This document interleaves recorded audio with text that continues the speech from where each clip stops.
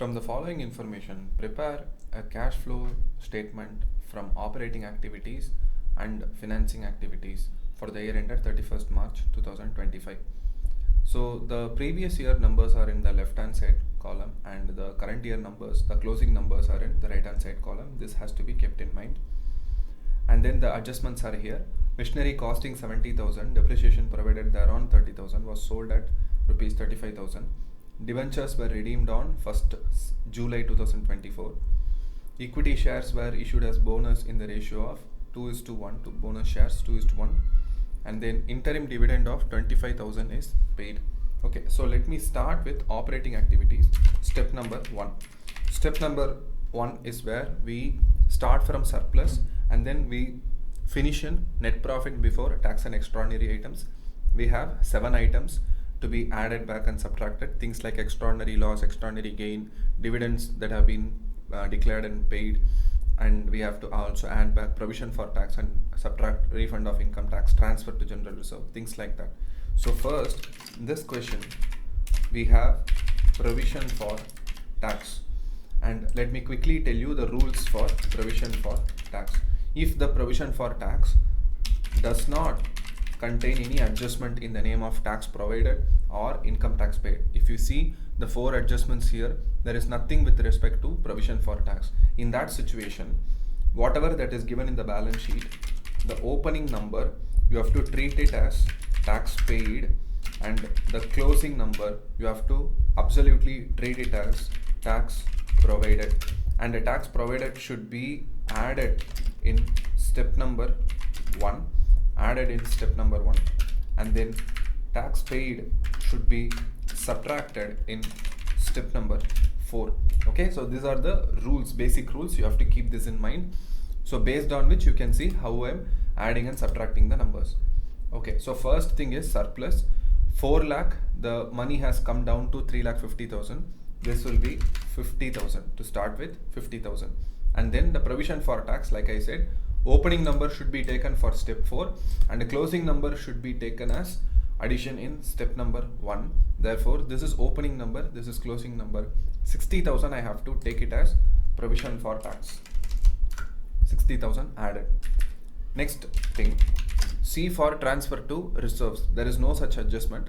And then we have dividend, interim dividend paid, which is 25,000. So this would have been declared and paid. Therefore, I am adding this 25,000 here, right? 25,000 done. And look for any other adjustments like refund of income tax or any extraordinary loss, insurance claim received, lost due to earthquake, fire or something like that. No such thing.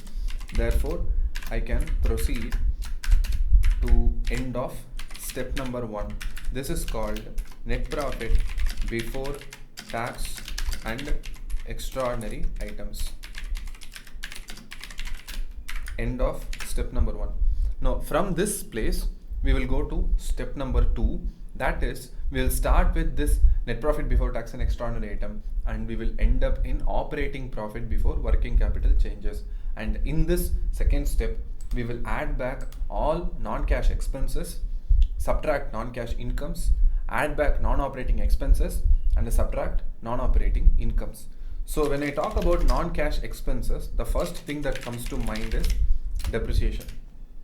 For this, we have to prepare a working note because they have said provision for depreciation, a separate ledger they have given, accumulated depreciation, and there is also an adjustment that comes along with this machinery costing, and there is an accumulated depreciation. So we have to prepare a quick accumulated depreciation ledger, or in other words, provision for depreciation ledger.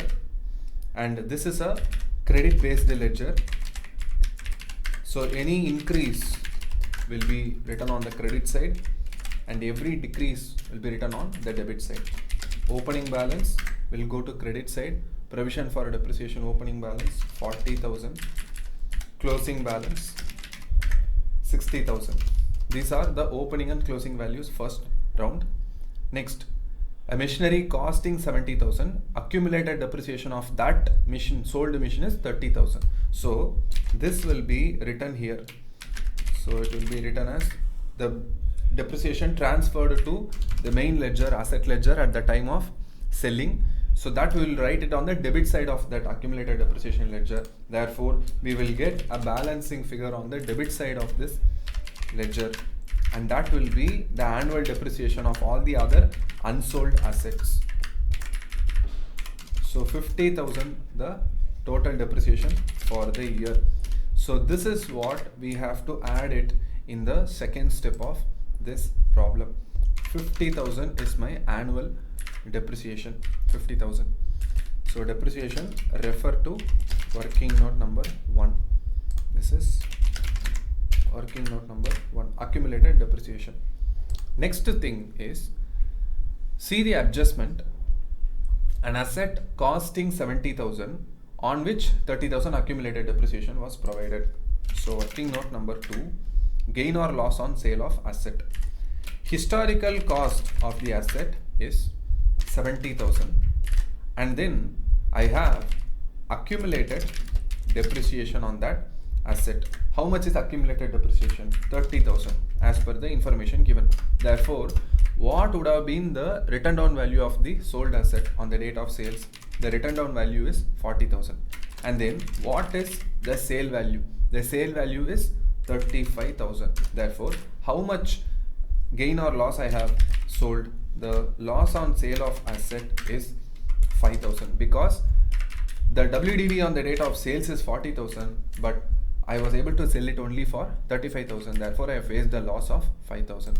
So this loss also should be added back. Loss on sale of asset or machinery, working note number 2, 5,000 rupees loss I added back. Then the next entry will be interest paid on debentures, working note number 3.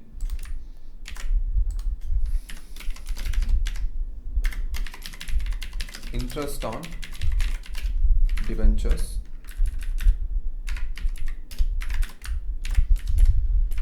Now here we have opening debentures and closing debentures. Opening debentures were 5 lakhs and closing were 3 lakhs. So just let me write the numbers, 5 lakhs and 3 lakhs. So that means how much redemption we have made during the year? We have made a redemption of 2 lakhs during the year. Okay, this is just for information. For interest computation, let us see how long this 5 lakh amount was outstanding. They are saying that during the year they have made a redemption, and that redemption took place on what date? It took place on the 1st of July. Therefore, April, May, June, my total outstanding debentures were 5 lakhs, and from July till the end of March next year, the outstanding debentures were 3 lakhs only. Therefore, the rate of debentures is 12%. I will pay 12% interest for 3 months on 5 lakhs. Therefore, 5 lakhs I will pay 12% interest for only how many months? For 3 months. This is first step of interest. And then this 3 lakhs was outstanding for the rest of the year. Therefore, this will also get 12% interest, but for 9 months. So this has 27,000. Therefore, what is the total interest for the year? The total interest for the year is 42,000. So that also I have to add back. Interest on debentures, working note number 3, 42,000. Okay, so 3 working notes we have completed for step number 2. Let me check if there is any more thing that will come in step number 2. Okay, so that's it. No more things in step number 2. We will get operating profit before working capital changes. End of step number 2. The profit happens to be 2,32,000. This is operating profit. Now let us go to step number 3, the working capital changes. Increase in assets should be subtracted, decrease in assets should be added, increase in liabilities should be added, decrease in liabilities should be subtracted. All current assets and current liabilities I'm talking about. Here, inventory is there, trade payable is there. Bank overdraft, yes, it is current liability, but for cash flow purposes, you should not consider bank overdraft for step number 3. This should go to financing activities only. Therefore, do not bring bank overdraft in this working note. Okay. Apart from this, how many other current assets are there? Inventories and trade payables. Now, if you compare inventories from the opening to the closing, it has decreased. Therefore, this differential amount should be added. Similarly, trade payables have also been decreased. This should be subtracted. Okay, so add decrease in inventories 25,000. This has to be added back. Less decrease in trade payables 30,000 has to be subtracted. Now this is end of step number 3. This will give an amount for us, and that amount is called as cash generated from operations. Cash generated from operations. That leads us to step number 4, which is net of income tax paid.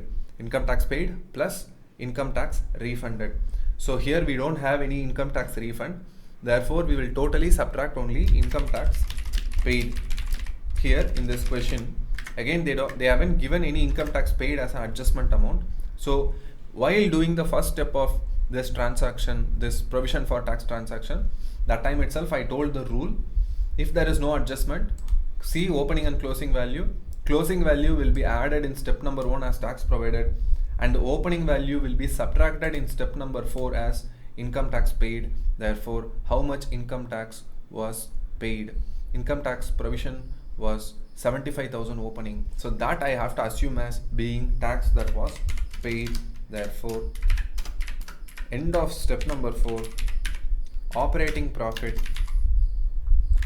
cash flow from operating activities is 1,52,000. There is also one other step, which is you subtract extraordinary payment and add extraordinary income.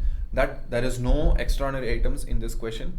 So end of step number 4 itself will be the final answer, cash flow from operating activities. So this is first segment of the question.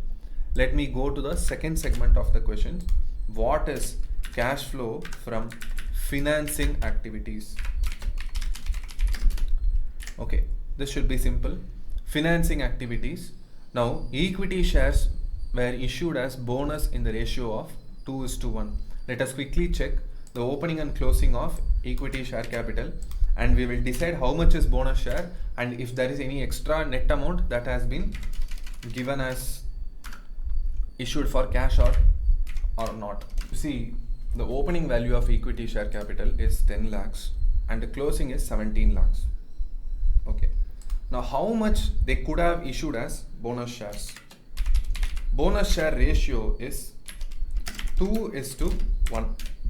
That means how much ever opening I had, on that I have issued 50% as bonus shares. Okay. So how much I had opening? I had an opening of 10 lakhs.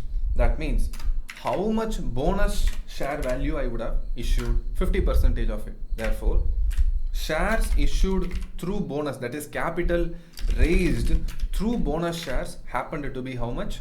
5 lakhs. But what is the closing share capital? The closing share capital happened to be 17 lakhs. Therefore, net increase in equity share capital, how much?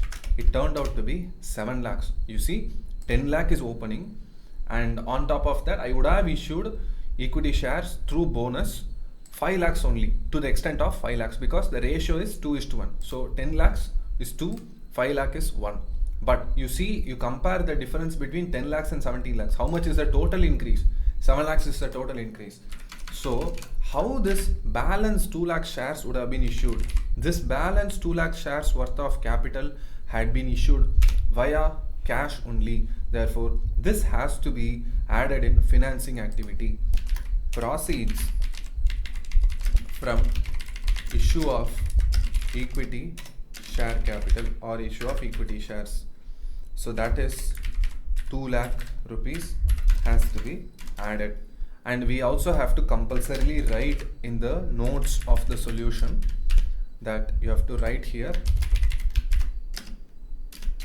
capital raised through bonus shares does not involve cash flow. Therefore, rupees 5 lakhs not considered in financing activities. You have to compulsorily give a note in the final answer. So out of the total 7 lakhs of share capital increase, we have raised 5 lakhs through bonus shares and rest 2 lakhs through capital, through cash, right? Now, how much debentures have we repaid? Redemption of 12% debentures. 12% debentures redemption. We had done the working here. 5 lakh is to opening and 3 lakhs is closing. So another 2 lakhs worth of debentures have been redeemed. Okay, next we have also would have paid interest on debentures. How much did we compute total interest on debentures for the year? 42,000. So that itself I assume that I paid as interest for the year, so 42,000 paid. And finally you have interim dividend as payment of interim dividend. And this is not finally, by the way, there is one more item which is bank overdraft, which I forgot. So don't forget, bank overdraft is also financing activity. 95,000 opening bank overdraft and closing bank overdraft is 85,000. That means we have also settled how much bank overdraft? Bank overdraft repaid minus 10,000. So just take a good look before we wrap up the solution. Surplus provision, inventories. Okay. So equity share capital is a financing item. 12% debentures is a financing item. Both we have considered. For this 5 lakhs we have written a note. This 2 lakh we added in cash flow as a financing activity. Regarding debentures redemption, yes, 2 lakhs we subtracted, and interest computation we made accordingly, and also we considered it as payment. Okay, so everything is considered. We can go to the final solution.